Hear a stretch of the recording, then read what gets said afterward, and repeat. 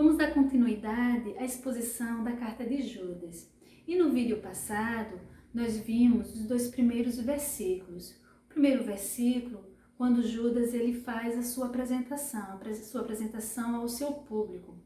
E nós percebemos a sua profunda humildade, como sendo ele irmão do Senhor Jesus, ele se apresenta como servo do Senhor Jesus. E no versículo 2, vimos a sua saudação, a saudação ao seu público, a saudação de misericórdia, de paz e de amor, o desejo de bons votos aos seus leitores. E hoje nós vamos dar continuidade e vamos estar meditando dos versos 3 ao 8 da carta de Judas. E assim diz o texto da palavra de Deus. Amados, quando eu empregava toda a diligência em escrever-vos acerca da nossa comum salvação, foi que me senti obrigado a corresponder-me convosco, exortando-vos a batalhar diligentemente pela fé que uma vez por todas foi entregue aos santos. Pois certos indivíduos se introduziram com dissimulação, os quais, desde muito, foram antecipadamente pronunciados para esta condenação. Homens ímpios que transformam em libertinagem a graça de nosso Deus e negam o nosso único, soberano e Senhor Jesus Cristo. Quero, pois, lembrar-vos, embora já estejais cientes de tudo, uma vez por todas, que o Senhor, tendo libertado um povo, tirando-o da terra do Egito, destruiu depois os que não creram, e há anjos os que não guardaram o seu estado original, mas abandonaram o seu próprio domicílio. Ele tem guardado sob trevas, em algemas eternas, para o juízo do grande dia, como Sodoma e Gomorra e as cidades circunvizinhas, que, havendo-se entregado à prostituição como aqueles, seguindo após outra carne, são postos para exemplo do fogo eterno, sofrendo punição. Ora, estes, da mesma sorte, quais sonhadores alucinados, não só contaminam a carne, como também rejeitam o governo e difamam autoridades superiores. E o escritor da carta, Judas, ele faz uso frequente do Antigo Testamento e da literatura judaica não canônica, ou seja, uma literatura judaica, porém considerada não sagrada, considerada uma literatura que não era inspirada por Deus. E isso aponta para a origem, tanto do escritor, tanto de Judas, como também do seu público, evidenciando um público judaico-cristão. E o principal interesse de Judas nessa epístola era denunciar os falsos mestres, os falsos profetas.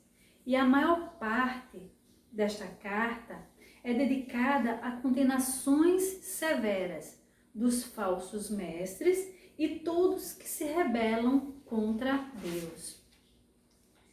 Judas, ele também insiste para que seus leitores crescessem no conhecimento da verdade cristã. E ele procura recuperar aqueles cuja a fé estava oscilando.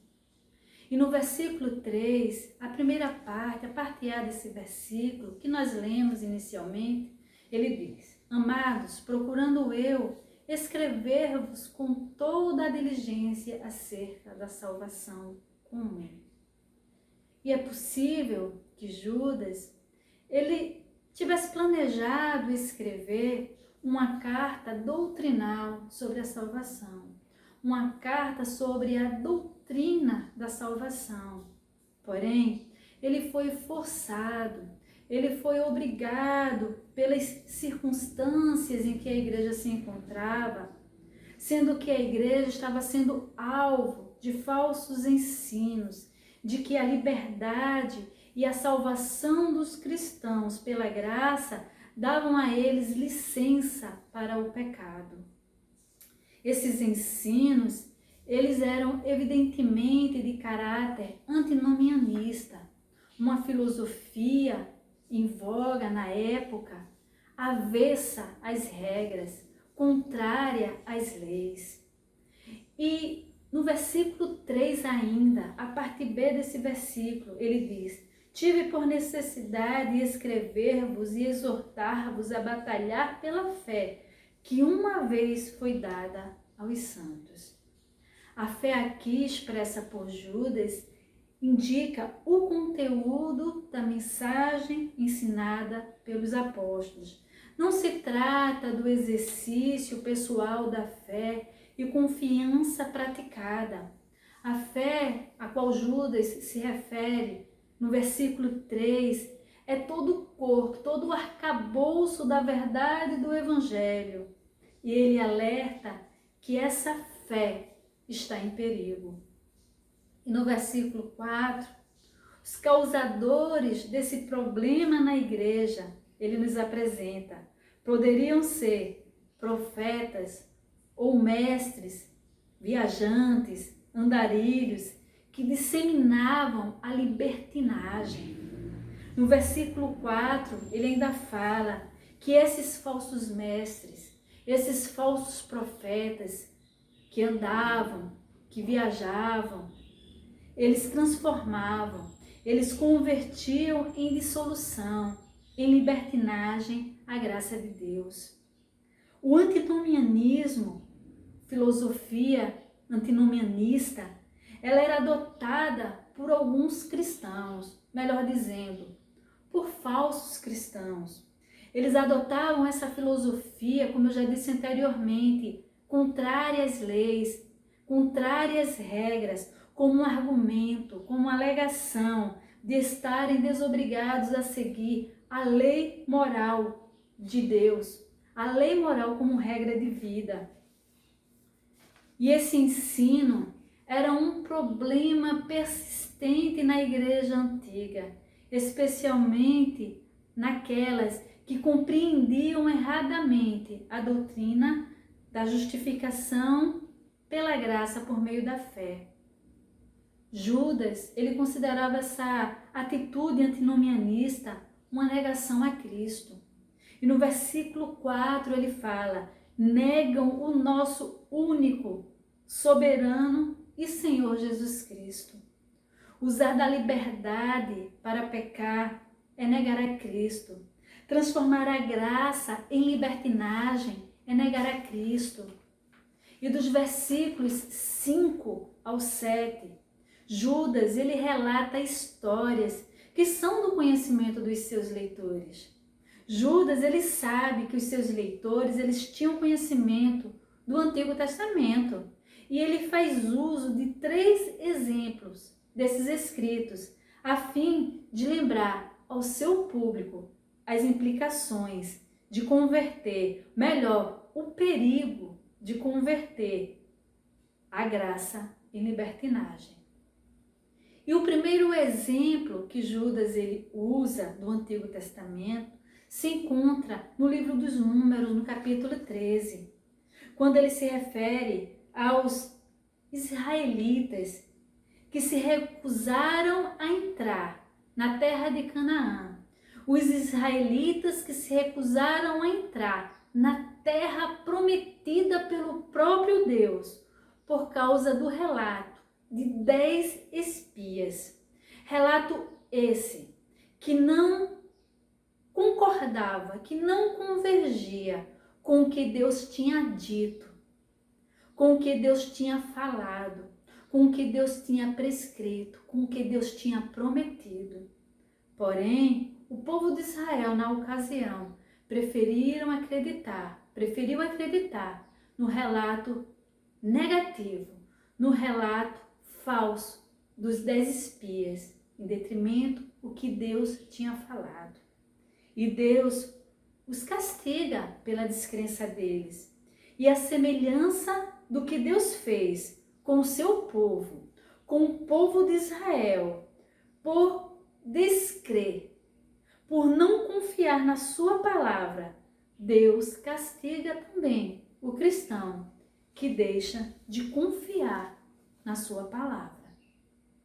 E o segundo exemplo que Judas nos apresenta, no versículo 6, É possível que essa referência de Judas seja ao texto que se encontra no livro do Gênesis, no capítulo 6, dos versículos 1 ao 4. Se for levado em consideração que esses filhos de Deus, descrito ali no texto de Gênesis, do capítulo 6, esses filhos de Deus se referem a seres celestiais que se corromperam. Porém, esse segundo exemplo, ele pode também ter sido extraído de livros não canônicos, que também eram conhecidos e apreciados pelo povo hebreu. Pois, apesar de não serem livros inspirados, eles traziam lições morais, lições salutares, muitas vezes dignas de práticas. E no versículo 6, Judas, ele fala dos anjos que não guardaram o seu estado original, seja a esfera de autoridade do nosso Deus. E a semelhança dos anjos que tiveram um comportamento arrogante, um comportamento de independência e de autossuficiência, nós devemos observar se não estamos distantes ou nos afastando aos poucos da autoridade e do governo de Deus sobre as nossas vidas. E assim como para os anjos, para aqueles que se tornam soberbos, independentes de Deus, também haverá julgamento no grande dia do Senhor, como predito no final do versículo 6. E no versículo 7, Judas, ele remete os seus leitores, assim como também a nós, a mais uma história, um relato de perversão moral, um relato de perversão sexual. E isso está descrito no capítulo 19 do livro de Gênesis. E hoje nós já vemos em nosso meio igrejas inclusivas, uma teologia deturpada, um comportamento de conformidade, um comportamento de aceitação com a perversão sexual dentro da igreja. A destruição de Sodoma e de Gomorra serve em toda a Escritura como um paradigma, como um parâmetro, como um exemplo do castigo de Deus pelo pecado. Haverá castigo de Judas para os que se inclinam a tal perversão, quer seja por prática, quer seja por simpatia, quer seja por mera aceitação. Judas relatou essas 3 histórias para lembrar ao seu público, assim como também a nós, das consequências dos falsos ensinos, a doutrinação da incredulidade, a doutrinação de não confiar, de não acreditar na sua palavra, mas relativizar a sua palavra. E o relativismo é uma doutrina, é uma filosofia em voga nos nossos dias, que nega o absoluto da palavra de Deus. Porém, aquilo que o nosso Deus disse será exatamente como ele disse, acontecerá exatamente como ele disse, é exatamente como ele disse. Não há relativização da palavra de Deus. Sua palavra, ela é exatamente como é, ela é absoluta. Judas, ele também nos lembra das consequências dos falsos ensinos, da presunção, da autossuficiência, da independência do governo de Deus. Tal como os anjos rebeldes que rejeitaram o governo, a esfera de autoridade de Deus, devemos tomar cuidado com essa autossuficiência, essa independência de Deus em nossas vidas. Assim também ele nos alerta, nos lembra das consequências dos falsos ensinos, da perversão moral, da perversão sexual, que também permeia os nossos dias. No versículo 8, ele diz: ora, estes da mesma sorte, quais sonhadores alucinados. E ele aqui sugere que esses falsos mestres, que esses falsos profetas reivindicavam que suas ações, seus ensinos, seus falsos ensinos eram justificados por visões que eles haviam recebido. E nós devemos nos ater ao que diz as Escrituras. Ela sim é a nossa regra de fé e de conduta. Nós não devemos ir atrás de profecias, atrás de visões, atrás de sonhos e de mistérios. O que Deus tem para nos dizer, o que Deus tem para nos ensinar, está na revelação da sua palavra.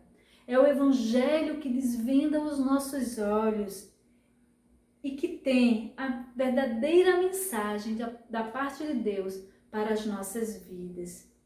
Que Deus nos abençoe.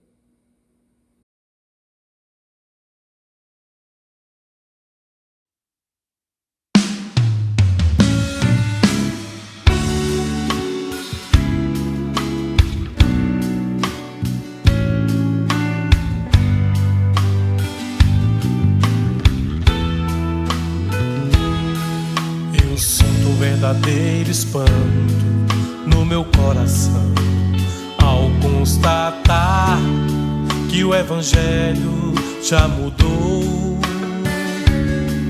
Quem ontem era servo agora acha-se Senhor e diz a Deus como Ele tem que ser. Mas o verdadeiro Evangelho exalta Deus. Ele é tão claro como a água que eu bebi,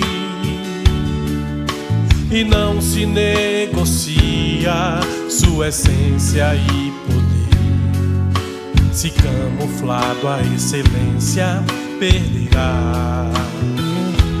O Evangelho é o que desvenda os nossos olhos e desamarra todo nó que já se fez.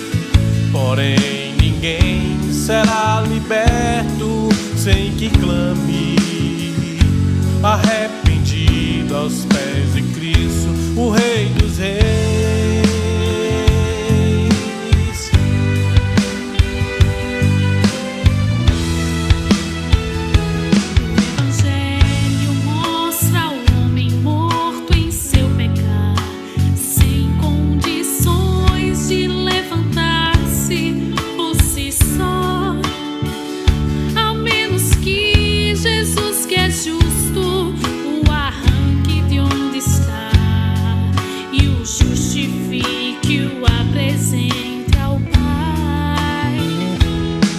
Mostra ainda a justiça de um Deus que é bem maior que qualquer força ou ficção,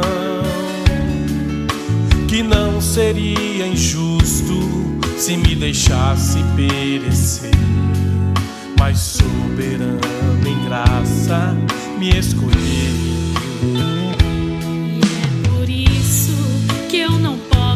Esquecer, sendo seu servo, não lhe digo o que fazer, determinando ou marcando hora para acontecer o que sua vontade mostrará. O Evangelho é o que desvenda os nossos olhos e desamarra todo nó que já se fez. Porém ninguém será liberto sem que clame, arrependido aos pés de Cristo, o Rei dos Reis. O Evangelho é o que desvenda os nossos olhos e desamarra todo nó que já se fez. Porém ninguém será liberto sem que clame, pés de Cristo, o Rei dos Reis. Porém ninguém será liberto sem que clame, arrependido aos pés de Cristo, o Rei dos Reis.